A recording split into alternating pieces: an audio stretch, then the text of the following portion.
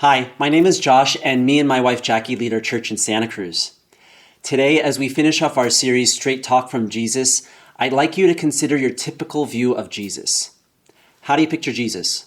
Do you think of a Caucasian man with long flowing hair, calm, gentle, not saying much, always making hand signs? When he does say something, he does it in a soothing voice, kind of like hippie guru Jesus.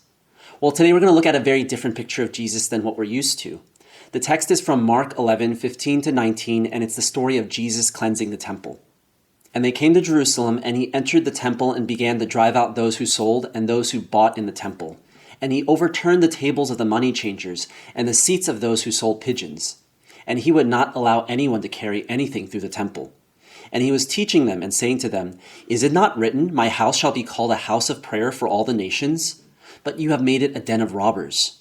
And the chief priests and the scribes heard it and were seeking a way to destroy him, for they feared him, because all the crowd was astonished at his teaching. And when evening came, they went out of the city. So imagine you're looking at the scene of the temple from a hill, and you look out and there's this large space. If you were to picture a football field, well, this is like the size of 35 football fields, filled with people, like a bazaar, like a night market.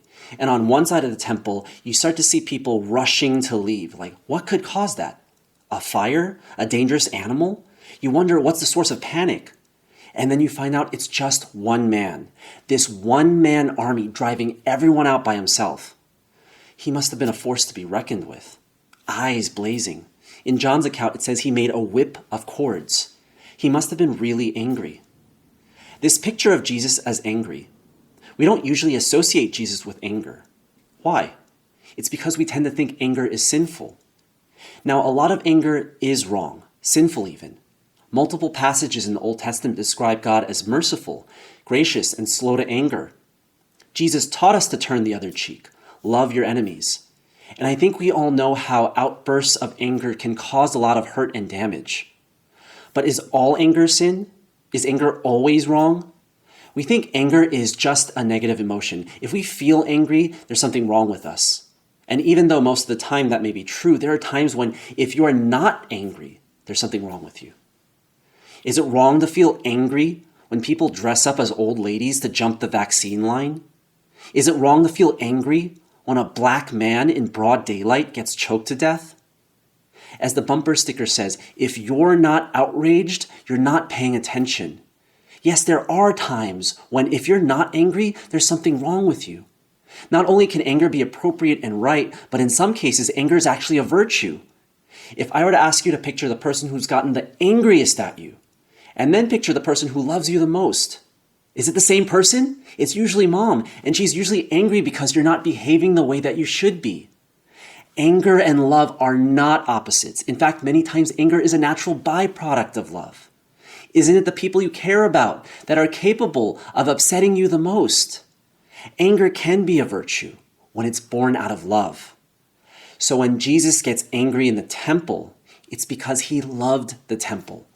The temple was supposed to be a house of prayer where all the nations could come and meet God. And Jesus was angry because what he loved had been turned into a marketplace, a place of buying and selling, people trying to earn a profit, a place where people haggled for the best deal. The kind of place where you had to hold onto your purse and double check your math. But Jesus envisioned the temple as a place where a Jew, an Ethiopian, and an Asian, indeed all the nations, could worship the same God, find forgiveness for their sins, find peace, not just with God, but with each other. When Jesus says, a house of prayer for all the nations, he's quoting Isaiah 56, where God also says, if foreigners want to join with me, I will welcome them into my house and give them a name better than sons and daughters. I will give them an everlasting name that shall not be cut off. Where foreigners could be better than sons and daughters and be allowed into my house? Wow, God is saying that he's the father of a great house and he wants everyone to find a home there. Sounds like the temple was supposed to be like a home with a bunch of adopted sons and daughters from all the nations, which means they were supposed to relate to each other like brothers and sisters with an atmosphere of safety and security with the head of the household there, the father. What do you think of when you think of home? Recently, Towards the end of a meal, my younger son Isaac had one of those highly coveted Costco tempura shrimp left that my older son Jeremiah also wanted. So Isaac, being the good younger brother that he is, he said, "Okay, we'll share." And with his 5-year-old hands, he tried to rip the shrimp in half. And you can imagine what would happen. He ended up with ½ an inch of tempura coating in one hand and most of the shrimp in the other. Now that's obviously not a fair deal. But before we could say anything, he handed the larger piece of shrimp to his brother and stuffed a tiny bit of tempura into his mouth with a smile. Home is where you can be happy, even when you're on the wrong side of a bad deal, because you're family. Jesus looks at this temple, and instead of a home, Jesus sees a marketplace. Now, what values govern the marketplace? The marketplace is a place where people buy if they like what you're selling. If your food tastes bad, you won't get paid. It's the kind of place where if you don't score the points, you're going to get cut.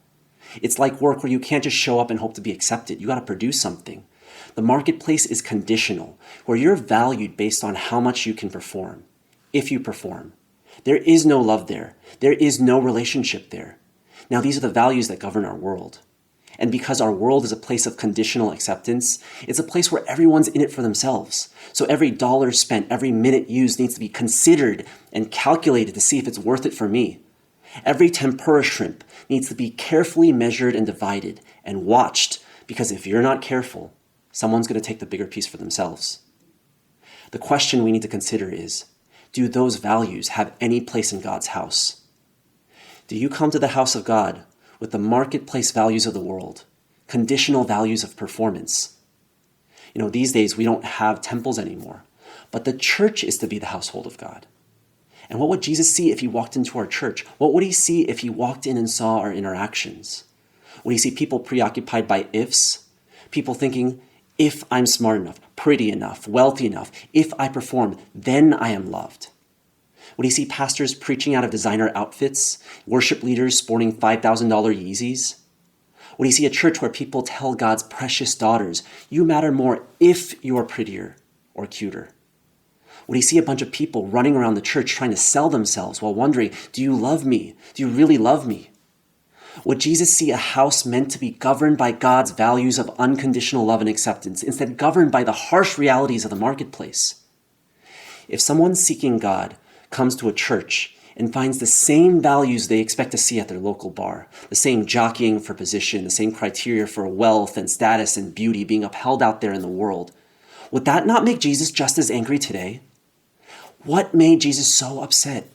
It's because the marketplace prevented people from connecting with God. The marketplace that the temple had turned into misrepresented God's heart. The temple had the responsibility of reflecting who God is rather than reflecting the world. And now that's the church's responsibility.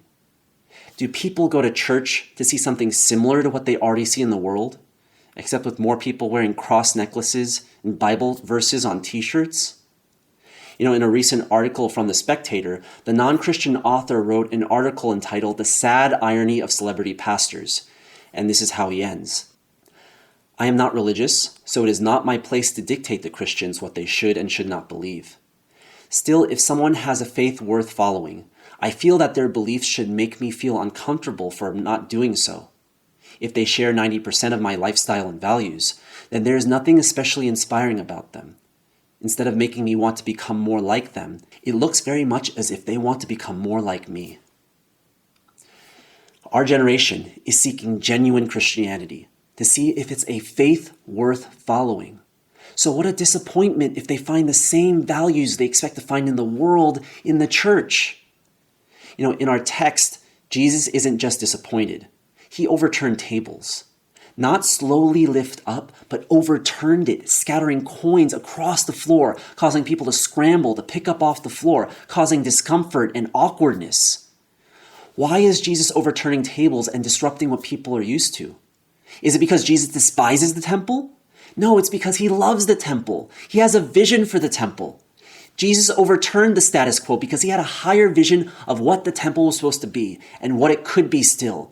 And when that vision seizes you, a vision of something or someone you care about, it might just compel you to overturn the status quo.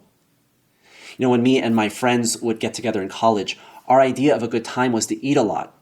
make fun of each other, and that would usually devolve quickly through funnel theory where all our conversations go down the drain. So imagine our surprise when one day one of my friends, Franklin, says, "Hey, let's try something. Let's share what's going on in your life. Maybe some prayer requests. Everyone go around."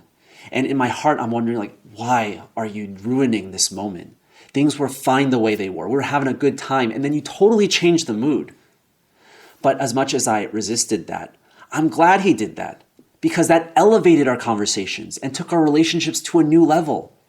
He had a vision of what our relationships should be like. And because of that, he was willing to tear down our old way of relating and even overturn the status quo at great disruption.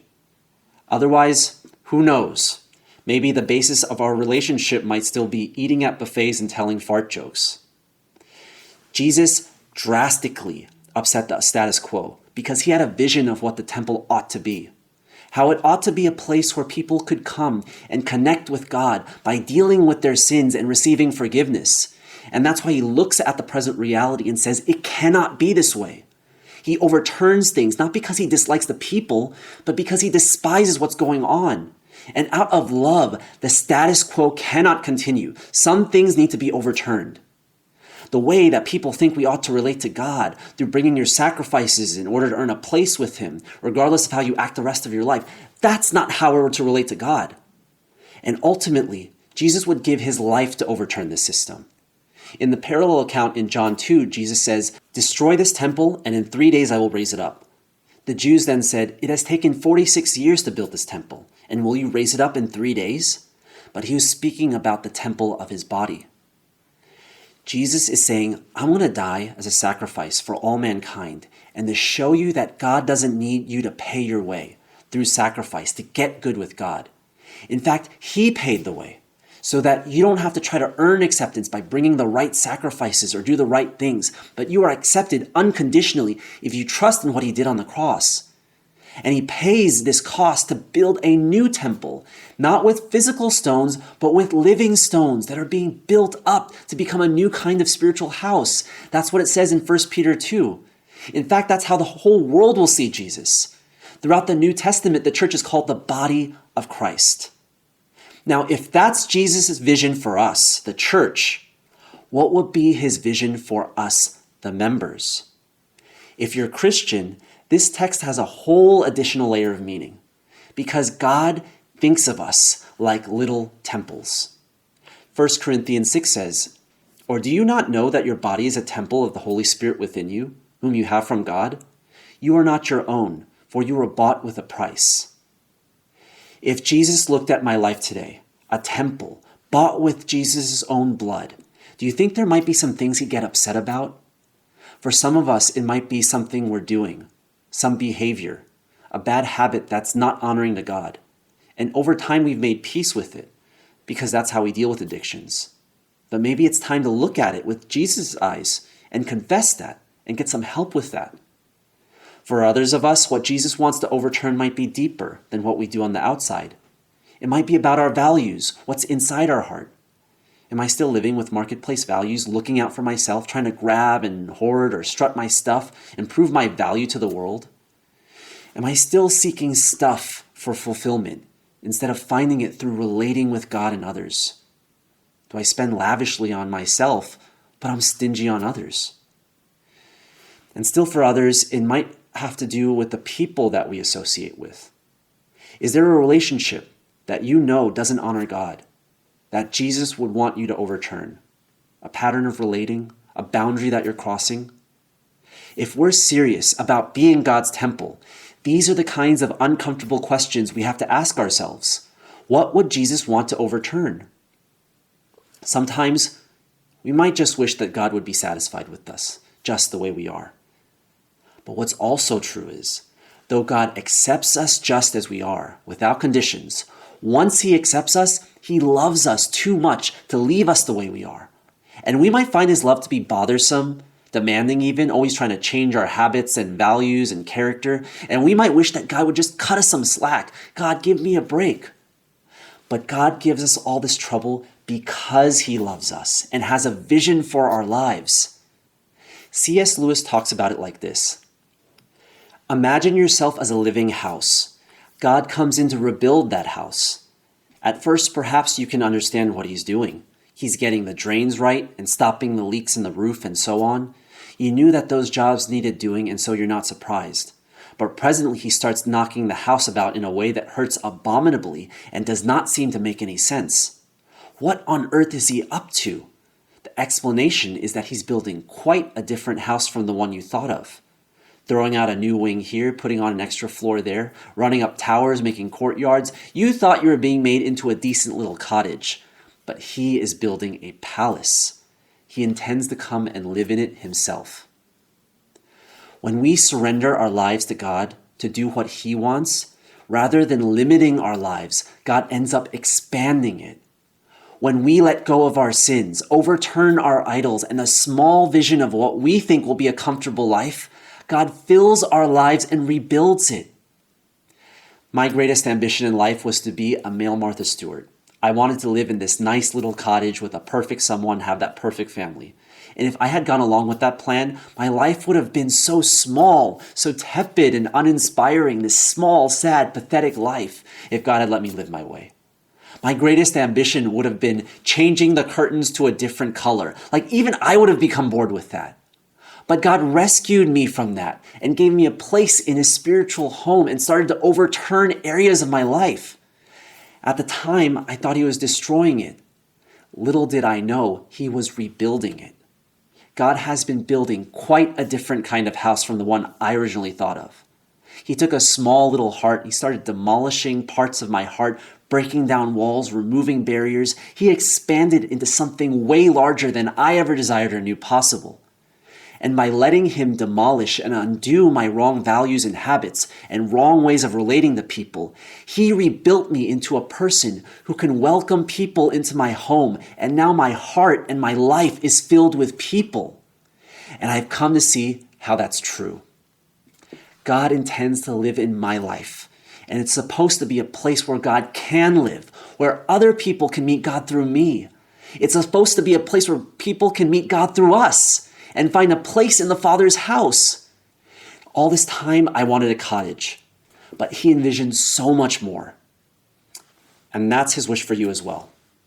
So let us collectively become what God envisioned and overturn things in our lives that need to be overturned so that we can embrace that vision. Before we end, we're going to listen to the story of a brother who shares exactly that, how he was able to overturn areas of his life and embrace God's vision for him. And I hope that this story can really minister to you.